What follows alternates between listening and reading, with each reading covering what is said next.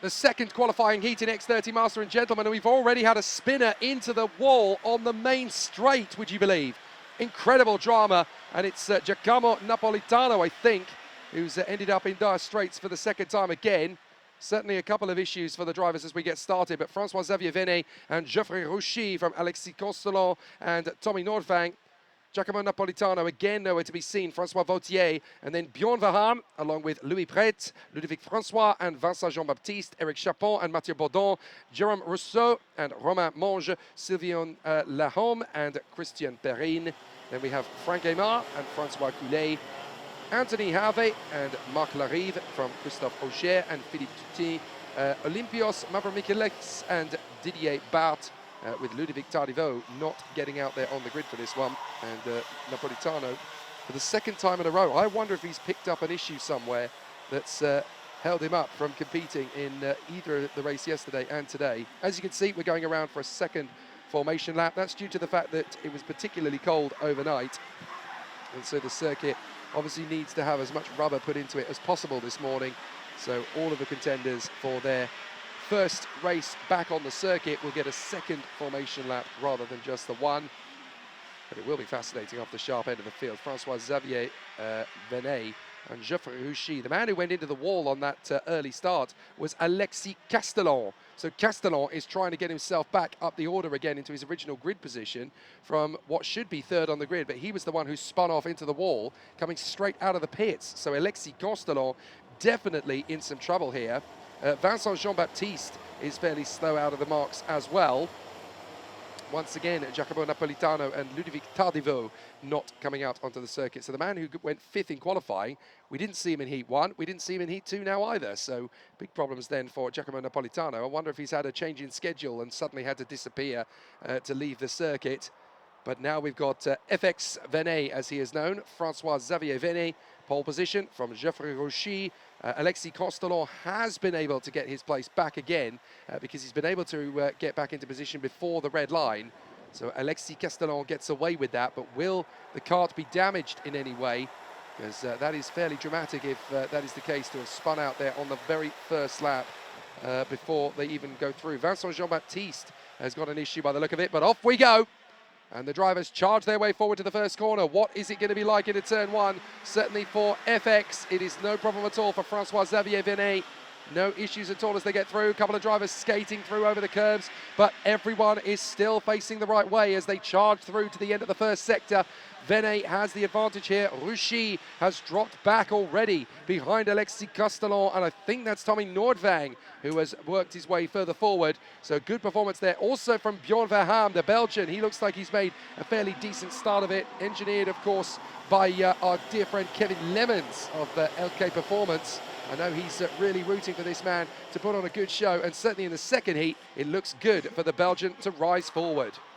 Et c'est bien parti en effet pour Bjorn Verheim dans cette entame de peloton avec plusieurs pilotes qui manquent à l'appel dans cette catégorie Master Gentleman. La catégorie, la double classe de l'expérience avec un pilote là-bas au volant de la châssis Tony Kart en queue de peloton qui se semble en difficulté. Malheureusement, on va y revenir d'ici quelques instants. Après le tour des bouclés, je vais essayer d'identifier de qui il s'agit. C'est le numéro 526, Didier Bart, qui se retrouve en dernière position. Malheureusement, le représentant du team, la belle équipe. Quel joli nom d'équipe, en tout cas pour le pilote français. Avec Giacomo Napolitano, Vincent Jean-Baptiste, François Coulet et Ludovic Tardivaux, comme vous l'avez dit, Jake, qui manque à l'appel au départ de cette deuxième manche au programme de la journée pour les Masters Gentlemen, au programme du week-end, avec deux manches donc à disputer aujourd'hui, 3 au total.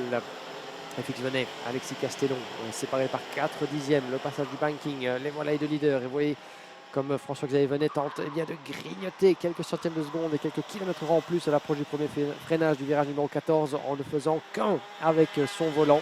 Alexis Castellon qui tente de garder le rythme et à la corde, ça passe pour la 4e place avec Ludovic François, je pense, sur Geoffroy Rouchy. Et effectivement, Rouchy qui passe, Tommy Nordvang et François Vautier qui rétrograde, Bjorn Verheim qui perd des positions, 6e désormais. Et Ludovic François a perdu gros également, 9e place avec Eric Chapon qui lui est passé devant, tout comme Louis Pret, le plus rapide de la séance de warm-up de ce matin. Pas de quoi en tout cas distraire FX Venet de sa mission dans cette catégorie Gentleman. C'est lui qui a remporté la première manche au programme de l'Eurocup de cette saison. Et il a bien décidé, depuis la pole position, à faire la passe de 2. Toujours plus facile à dire qu'à faire dans cette catégorie, alors que ça passe à l'accord du banking pour François Vautier du team Castellet Car Racing qui s'impose sur Tommy Norvang, le pilote 406 en 4e position. Ça va être intéressant de voir la suite de leur duel certainement, puisqu'ils ne seront plus seuls. Nous avons derrière Björn Verheyen, Louis Prête et Eric Chapon qui ne sont pas loin derrière, suivis par Ludovic François. Donc nous avons un écart de 1 seconde avec Jérôme Rousseau qui fait vraiment la marche en 10e position. Et regardez les écarts qui commencent à se créer là-bas entre deux trains. On va avoir 3 trains distincts en tête de cette épreuve. Dans l'enchaînement du premier virage, cet énorme virage à gauche, puisqu'on tourne, vous l'aurez compris, eh bien, dans le sens anti-horlogique ici sur le tracé du Mans. Ils sont guère nombreux sur la scène internationale à proposer donc un tracé de la sorte dans ce sens, avec une des autres particularités, vous l'avez vu, d'ailleurs sur cette image c'est assez clair, la présence bien, de spots d'éclairage sur toute l'entièreté du tracé, ce qui va nous permettre ce soir bien, de vivre une série de super manches sous les étoiles de la région du Mans. Et ça promet d'être un spectacle comme chaque année absolument magique que vous ne voulez certainement pas louper à partir de 19h20 ce soir en direct live jusqu'au terme de la soirée. En attendant, mon cher Jake, eh bien 6 minutes et un tour restant avant la conclusion de cette manche. Et FX Venet tient le bon bout, mais Alexis Castellon vient de nous signer le meilleur tour en course et se rapproche sur son compatriote. From Castellon to go to such a difficult start to this race to now be fighting for the victory. You can see the adrenaline pumping through his veins almost now that he's out there in second place in front of Geoffrey Rouchy. So it'll be tricky to know who is going to get the best of it out of the three of them. But certainly for François-Xavier Venet, this will not be easy to fend off from the hard-charging Castellon and Rouchy. Then it's Vautier in front of Nordvang and Verheyen. Then Louis Prête and Eric Chapon. Ludovic François, by the way, is the leader in the gentleman category ahead of Jérôme Rousseau and Mathieu Bourdon, the reigning champion in the gentleman category. Looking all the way back down the order, of course, to try and find Eric Chapon, the reigning champion in the Masters. Well, he's all the way back in 8th position, of course. Non-starts then for Giacomo Napolitano, Vincent Jean-Baptiste, François Coulet and Ludovic Tardivaux. So none of those 4 drivers taking part in this race in any way, shape or form, leaving just 21 of them out there. And so Venet, Rouchy and Castellon, as Rouchy has managed to get his way back through into second position. Not a bad run from the OKS driver, putting a great performance here on the CRG as he tries to get after the FX Team karting man aboard the Cosmic. Cosmic contre CRG, c'est la bataille pour la victoire dans cette deuxième manche avec châssis Red Speed du team Renault Racing, Alexis Castellon jusque derrière le numéro 450. À suivre vraiment de très près puisque ces deux-là, ces trois-là même, ne sont pas prêts d'être rejoints. A priori, l'écart semble pour l'instant tout conséquent pour permettre à certains des adversaires derrière d'inverser la vapeur. Non, on n'a jamais évidemment allé trop vite en besogne dans nos conclusions certainement. On a bien vu par le passé bien des retournements avec Tommy Norvang qui est ici engagé avec Martin Barryberg. Pour l'instant isolé sur sa planète. Il a 1 seconde 2 de retard sur le trio de tête et 6 dixièmes de mieux sur François Vautier. Ça permet évidemment à Tommy Norvang de, en quelque sorte, aligner des tours qualificatifs, si je puis dire, de ne pas bénéficier de pression ni devant ni derrière lui. Ça lui permet vraiment d'éliminer toute distraction pour pourquoi pas aller grignoter cet écart. Il est quand même assez présent, assez 1 seconde 2 quand même pour Tommy Norvang d'aller chercher dans ces dernières minutes, 4 minutes plus un tour pour éventuellement recoller avec ce trio de tête. Avec pour l'instant Geoffroy Rouchy qui mène la danse devant Fix Venet et Alexis Castellon. Ça pourrait encore s'échanger les positions puisqu'ils sont bien isolés par rapport au reste du peloton, on disait. Le tout, c'est de rester concentré dans le chef de FX Venet et Alexis Castellon pour ne pas laisser Geoffroy Rouchy, vainqueur cette année de la catégorie car à 100 du côté de la Iame Series France, de s'échapper et d'aller sceller ce qui serait sa première victoire. So now that we've got a new leader, Geoffrey Rouchy out in front of François-Xavier Venet and Alexis Castellon. These 3 drivers will shuffle the order. Looking back, there is Tommy Nordvang in front of François Vautier and Björn Verheyen. So they are going to continue their squabble as well, but look out for the men behind you, because if you are Geoffrey Rouchy in the OKS team run CRG, this is not going to be easy to hold on to this lead, particularly with a fired up Alexis Castellon in the Renault Racing team kart. He'll be there in 3rd place, trying to get his move on François-Xavier Venet. So they will continue to try and find these gaps on the inside. A little bit of a lonely race at the moment for Tommy Nordvang in the entry that is run there by Martin Barryberg.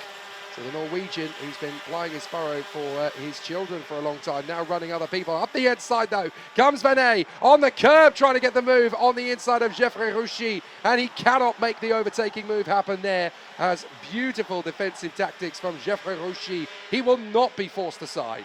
Et effectivement, le champion master 2025 de la catégorie en Iame Series France, évidemment. Son expérience qui parle ici depuis plus d'une décennie, qui fait des miracles sur ce tracé du Mans, et ça se confirme à nouveau. Voilà qui se maintient en tête, loin des attaques de FX Venet, qui doit lui-même bien contenir. Et au moment où j'en parle, et bien malheureusement, il craque au passage du ranking. Alexis Castellon qui passe devant.